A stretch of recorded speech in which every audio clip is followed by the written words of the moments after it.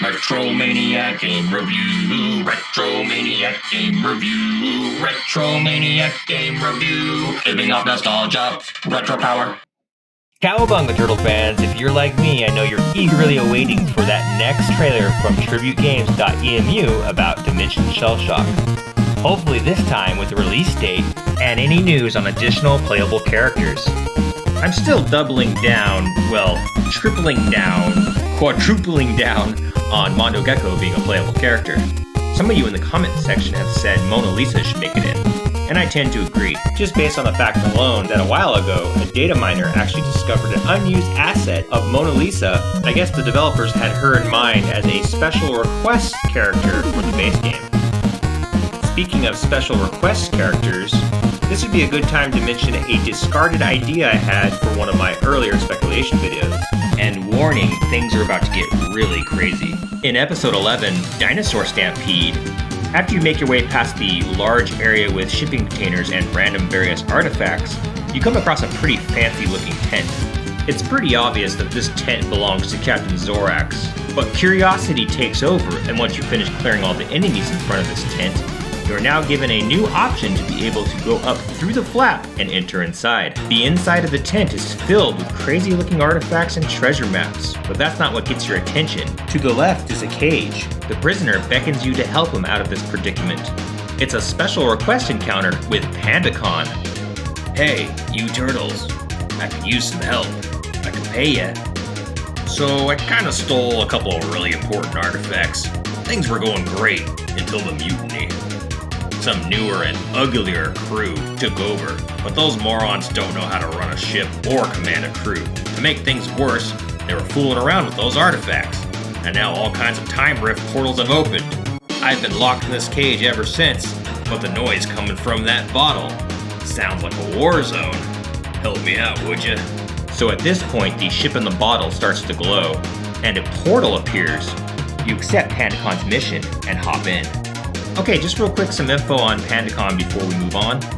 Apparently, PandaCon originates from his own comic book series, and I haven't read any of them. According to the back of the packaging of the original Playmates toy, so I've taken a few liberties here, but basically it says he's the ruler of a genetically improved tribe of battling bears, and he leaves his alien homeworld in search of great adventure aboard a time-traveling pirate ship. So with that in mind, the dimensional portal we hopped into takes us aboard PandaCon's ship.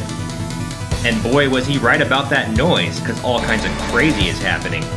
Starting at the bow of the ship and just starboard in the background, it's a former Battle Nexus champion, Draco. He can be seen flapping alongside one of his partners in crime, or in this case, Time. It's the Daimyo's son, the ultimate ninja. He dons the mystical war staff using its power in a plan to become master of the multiverse. An arc of energy flies from the war staff and is fighting to hold a crystal from being devoured by a vortex. As we make our way toward the stern of the ship, Cerebus, the aardvark, is overseeing the battle. Like Usagi, Cerebus originates from his own comic book series, one that even predates the Ninja Turtles.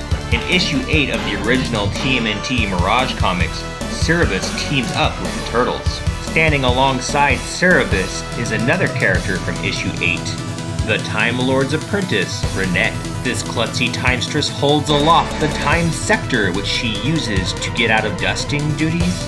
No joke. If she's caught by Lord Simultaneous, there'll be hell to pay.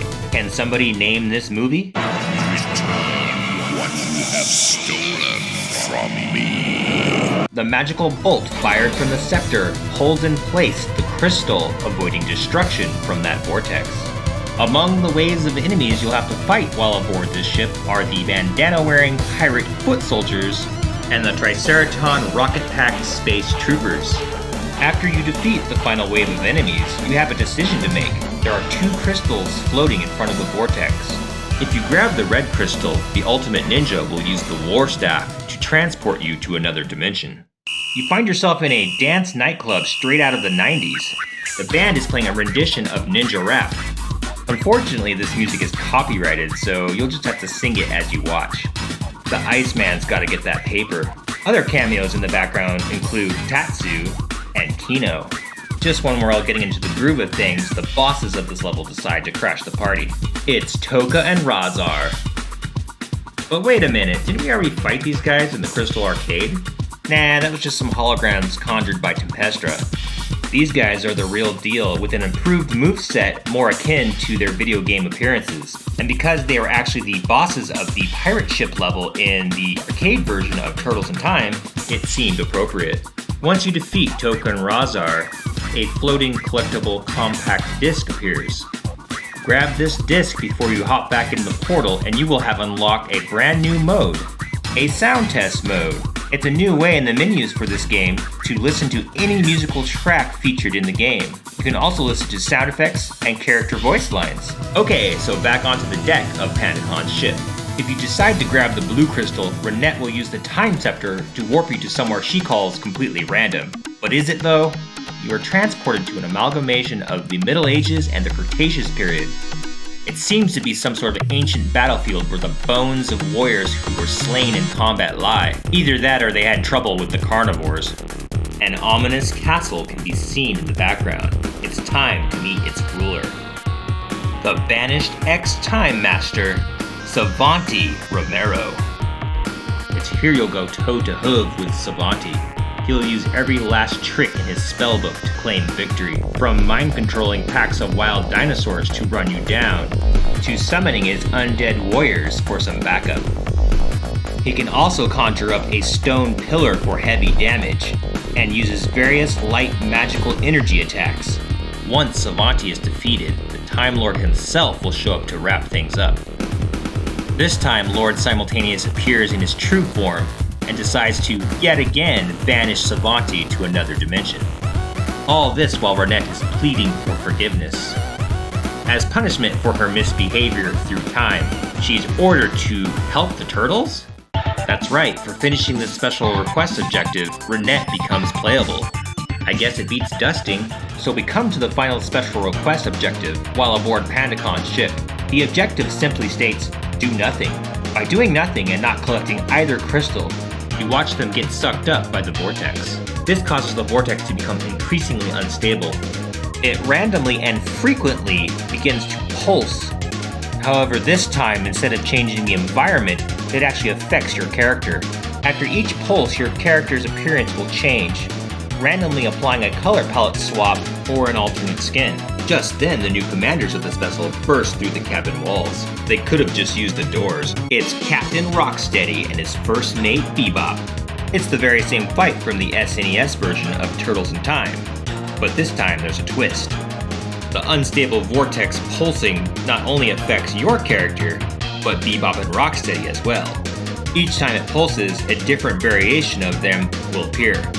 Their pirate version, their robotic version, the regular street clothes version, and their superhero version? It's Rhino Man and Mighty Hog. It might also be cool to fight them in their non-mutant human forms. Are the bunny costumes too much? After defeating this dubious duo, hopefully for the last time, a prison key drops for you to collect. Congratulations, you have completed all of Pandacon's special request objectives. Use the key at his cage to unlock him as the next playable character.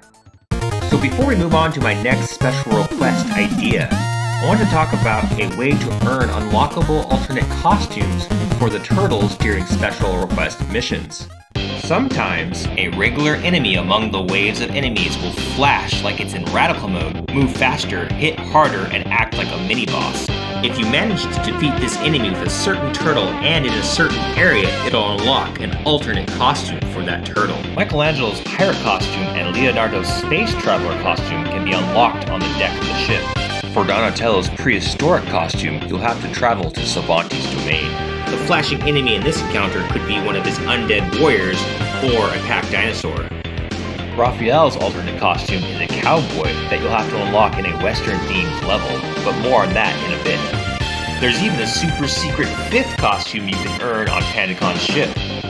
Once you've acquired all the Turtles in Time costumes, it's very rare, but if you choose to fight Bebop and Rocksteady, they might be stuck in their superhero versions and flashing like they have radical mode, just like the enemies before.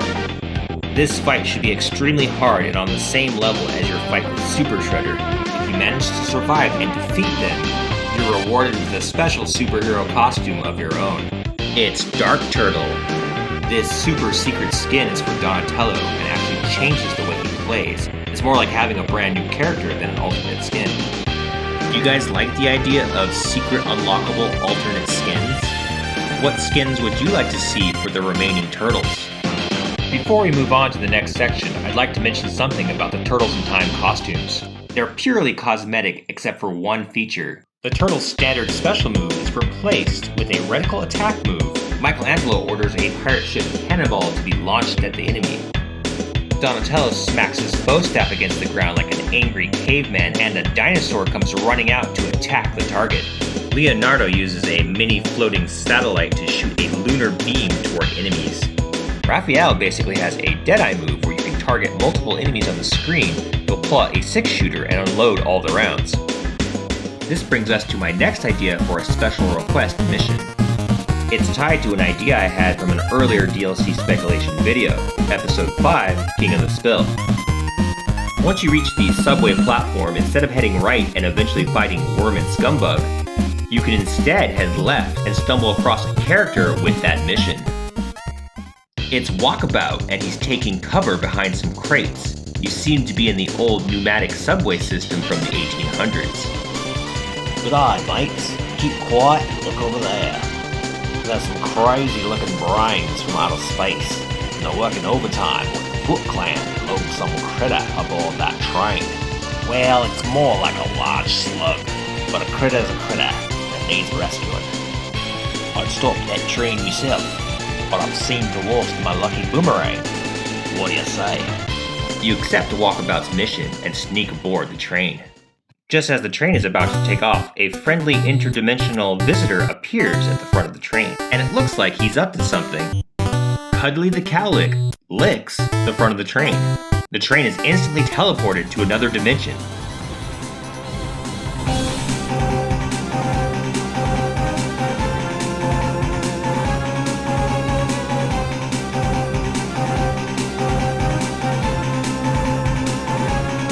That's right, it's the Wild West world of Cowboys of Moo Mesa. But that's not all. This is actually a cross dimension with another Konami arcade classic.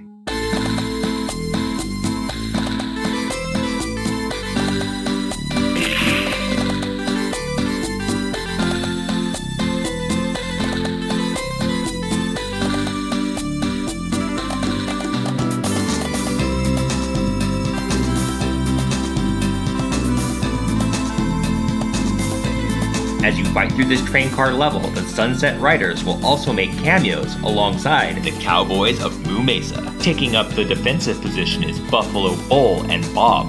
The Dakota Dude and Steve gallop alongside the train upon their trusty steeds.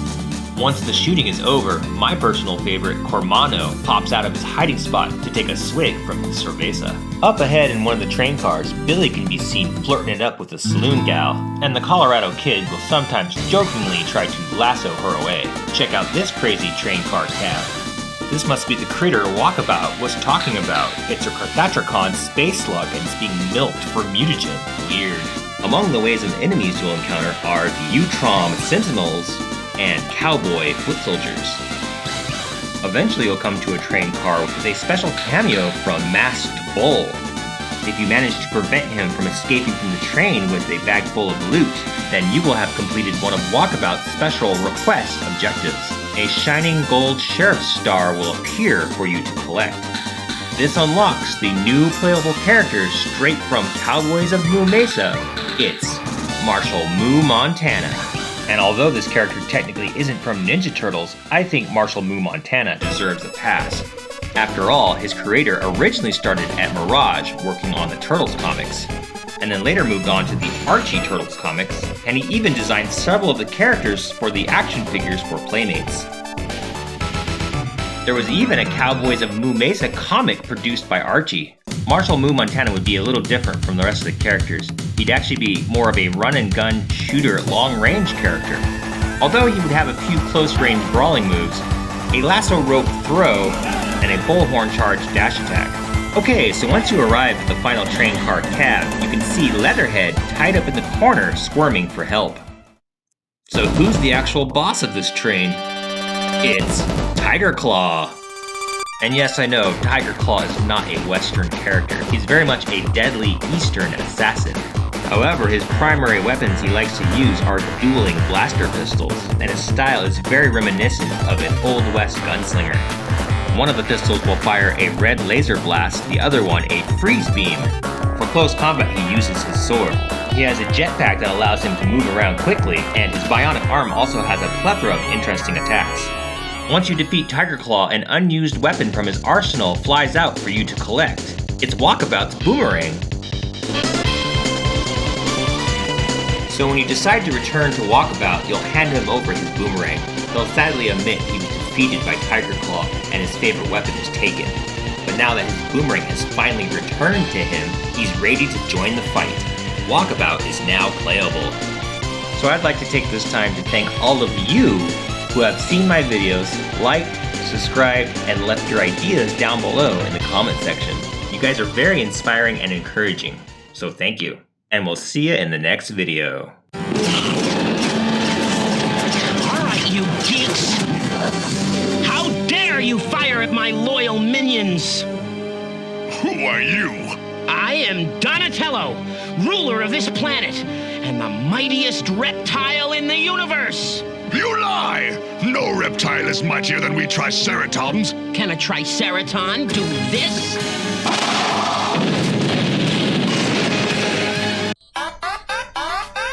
Go on, scram before I get really mad.